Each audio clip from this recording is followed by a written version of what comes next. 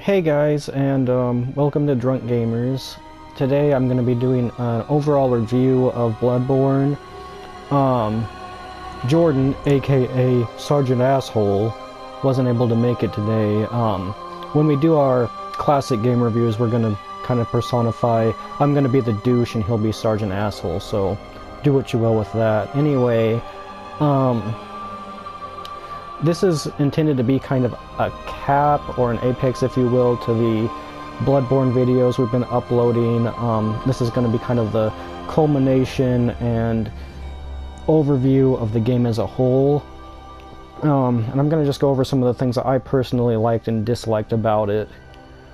I'll start with the good. The good being that I really liked the atmosphere to Bloodborne. It was a very creepy, atmospheric, gothic themed game. I especially liked the starting area, the hospital or whatever you want to call it, because that was actually the part of the game that got me to buy Bloodborne and made me want to play it. I do like the Souls games like Dark Souls, Demon Souls, and this is very, very closely related to that.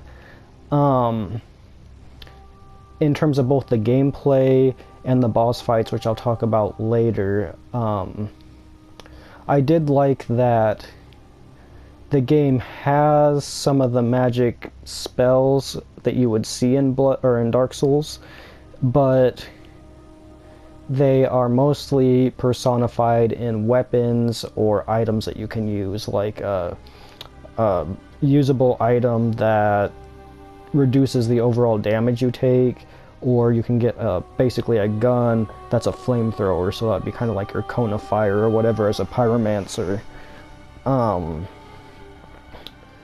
With that being said, overall the gameplay was very good. It's not quite as short of a game as I thought, because that's what everyone was telling me, is that it's shorter than Dark Souls and Demon Souls, but it's really not.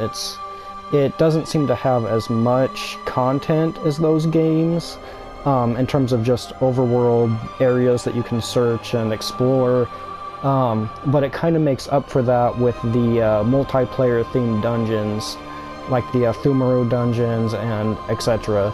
And there's several of those. There's like 5 or 6 of those, I think, which are very much designed for multiplayer. There's a tombstone you can touch and it quick searches joinable dungeons, and you can also create your own game that other people can join with items that you collect through the game. The bosses in the game I liked. They were wide and varied, and very much creative, which is a lot different than Dark Souls 2. I was disappointed in Dark Souls 2 because it was a big game, but the bosses were not very inspired. They were mostly humanoid bosses, where with the first Dark Souls and even Demon Souls, the bosses were much more widely varied in terms of fighting them and also their overall character design. This game impressed me because the bosses were so interesting. Like, all the bosses were interesting. The only thing I was disappointed with in terms of the bosses were the fact that some of them had programming errors, like the blood-starved beast, for example. I was fighting it, and I got to a point where I was hit, and it took a good chunk of my life away because I wasn't high enough level to be fighting it yet, and I ran away from it, and I found a loophole where if you run away from it and it loses sight of you, it just, like, aggro resets, and so it goes back to its starting position, and you can just hit it with Molotov cocktails or whatever, which is what I did, and it helps a lot when you're trying to beat that boss. Similarly, the host of the nightmare, Michaelash, he is scripted to run away from you most of the time when you're fighting him. There's like one room where you fight him hand to hand and you kill him, and he comes back somewhere else, and you have to go find him, and he runs off.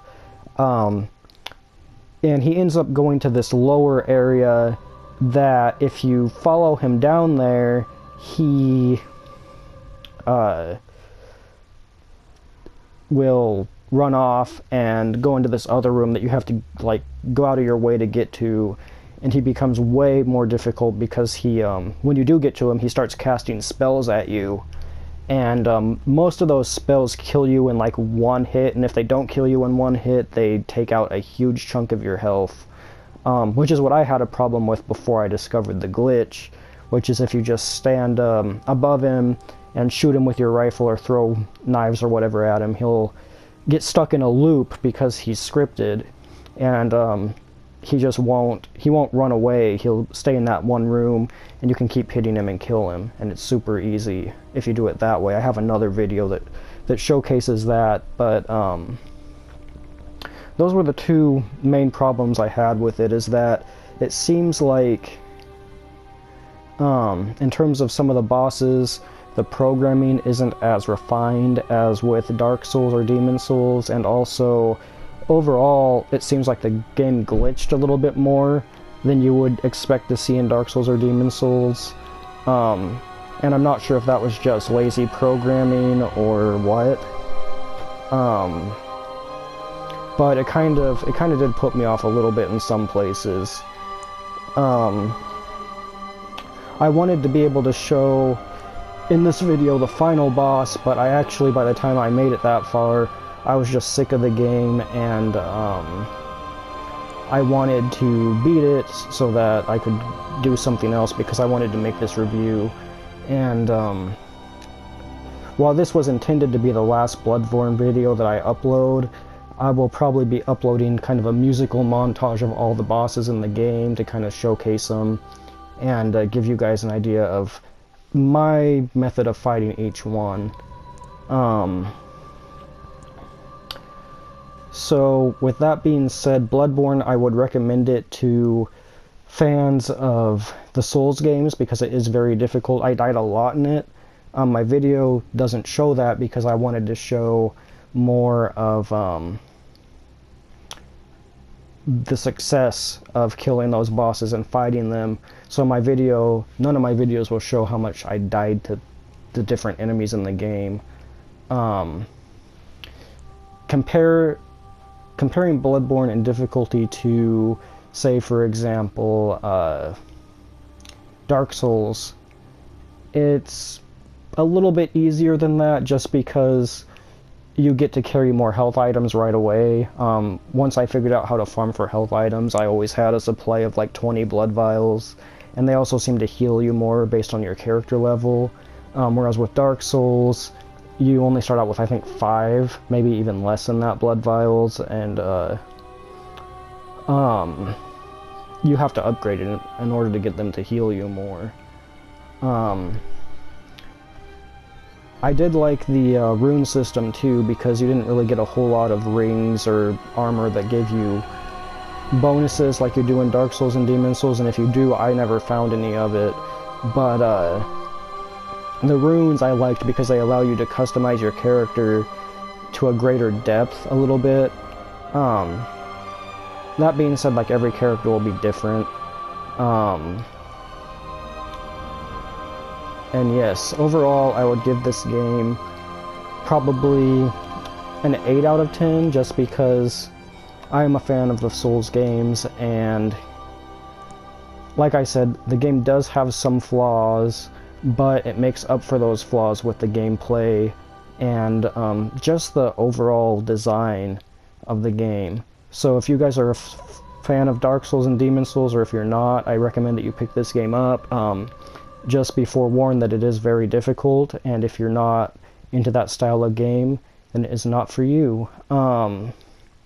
Thank you so much for watching the video. I hope you guys enjoyed it and learned something.